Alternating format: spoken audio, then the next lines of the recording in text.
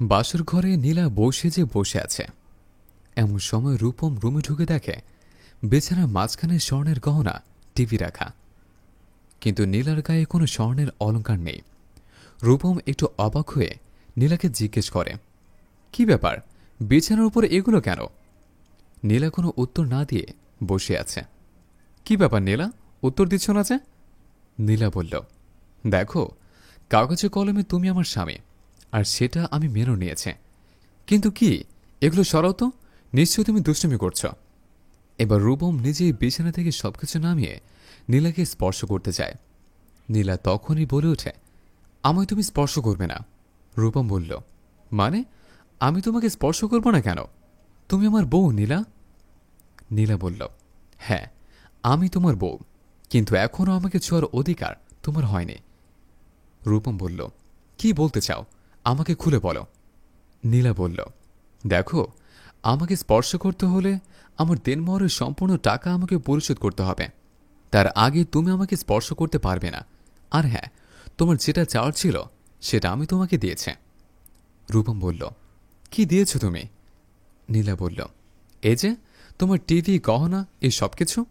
এখন তুমি এগুলোর সাথে বাসর করবে, আমার সাথে না। এবার রূপম বুঝতে পারল নীলার রাগের কারণ। রূপমের বাবা আর বোন নীলাকে দেখতে গেছে। রূপমের বোন বলল, তো আন্টি, এবার আপনার মেয়েকে নিয়ে আসুন দেখে। নীলার মা নীলাকে নিয়ে আসলো। নীলাকে দেখে তাদের বেশ পছন্দ হয়েছে। বাবা বলল, আপা, মেয়ে আমাদের পছন্দ হয়েছে। কি রে রূপম, তোর পছন্দ হয়নি? এবার রূপম একটু লাজুকভাবে বলল, তোমরা যেটা ভালো মনে করো বাবা, তোমাদের পছন্দই তো আমার পছন্দ। রূপমের বাবা আর বোন একটু মুচকে এসে বলল, আলহামদুলিল্লাহ, জানেন তো আপা, আমার এই ছেলেকে অনেক খরচ করে লেখাপড়া করিয়েছে। রূপমের বোন বলল, আমার ভাইকে কি আপনাদের পছন্দ হয়েছে? নীলার মা বলল, আমাদের পছন্দ হয়েছে। এখন আপনারা যদি অনুমতি দেন তাহলে ভালো একটা দিন দেখে শুভ কাজটা সেরে ফেলতে পারি। রূপমের বোন বলল, সেটা তো খুবই ভালো কথা, কিন্তু আন্টি, একটা কথা। নীলার মা বলল, কি কথা বলো মা? রূপমের বোন বলল, আমাদের তেমন কোনো চাওয়া পাওয়া নেই, শুধু মেয়ের জন্য 5 ভরি গহনা দিবেন, আর টিভি, ফ্রিজ দিবেন, আর একটা বাইক দিবেন। টিভি, ফ্রিজ তো আপনার মেয়ের জন্যই, এগুলো তো ওই ব্যাপার করবে। এই কথা বলে বাবার দিকে তাকিয়ে মুচকি হাসল রূপমের বোন। এদিকে এই কথাগুলো শোনার জন্য মোটেই প্রস্তুত ছিল না নীলার মা। কথাটা শুনে নীলার মায়ের মুখটা কালো হয়ে গেল। তারপর বলল, ঠিক আছে, আপনারা কোনো চিন্তা করবেন না, ইনশাল্লাহ সবকিছুর ব্যবস্থা হয়ে যাবে। এরপর নীলার বিয়ে হয়। নীলার কথাগুলো শুনে রূপমের মুখটা কালো হয়ে যায়। রূপম যেন লজ্জায় কথা বলতে পারছে না। নীলা বলল, তোমার সব আবদার আমার বাবা তার শেষ সম্বলটুকু খুইয়ে মিটিয়েছে। কেন মিটিয়েছে জানো? কারণ আমার বাবার কাছে আমি রাজরানী।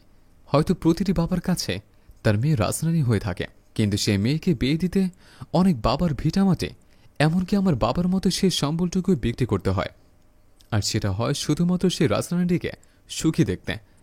কিন্তু তোমাদের মতো কিছু স্বার্থপর মানুষ শুধুই অর্থ চেনে। রূপম বলল, কিন্তু আমি তো সেদিন কিছু বলিনি। নীলা বলল, হ্যাঁ বলনি, কিন্তু বলিয়েছ। কেন? সেদিন যখন তোমার বাবা একজন গরিব বাবা মায়ের কাছে এত কিছু যৌতুক দাবি করল, সেদিন কেন তুমি বললে না যে আমার কিছুই লাগবে না, আমার শুধু মেয়েটাকে চাই? বলেছিলে একবারও? বলনি। তাই আজ তোমার বাসর হবে এই গহনা, টিভি, ফ্রিজের সাথে, আমার সাথে না। নীলার কথা শুনে রূপম তার ভুল বুঝতে পারে। আমি তুমি ক্ষমা করো নীলা, আমি আসলে সত্যি অন্ধ হয়ে গিয়েছিলাম। তোমার মতো বউ পেয়ে আমি সত্যিই ভাগ্যবান। প্লিজ আমায় ক্ষমা করো। আর হ্যাঁ, একটু দাঁড়াও। এই বলে রূপম ড্রেসিং টেবিলের ড্রয়ার খুলে কিছু টাকা বের করে নীলার হাতে দেয়। রূপম বলে, এই নাও, এখানে তোমার দেনমোহরের টাকা আছে। কি, এইবার তো তুমি আমার আইনসম্মত বউ হলে।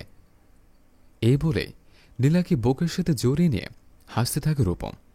নীলাও দেখে রূপম তার ভুল বুঝতে পেরেছে, তাই নীলা রূপমকে ক্ষমা করে দেয়।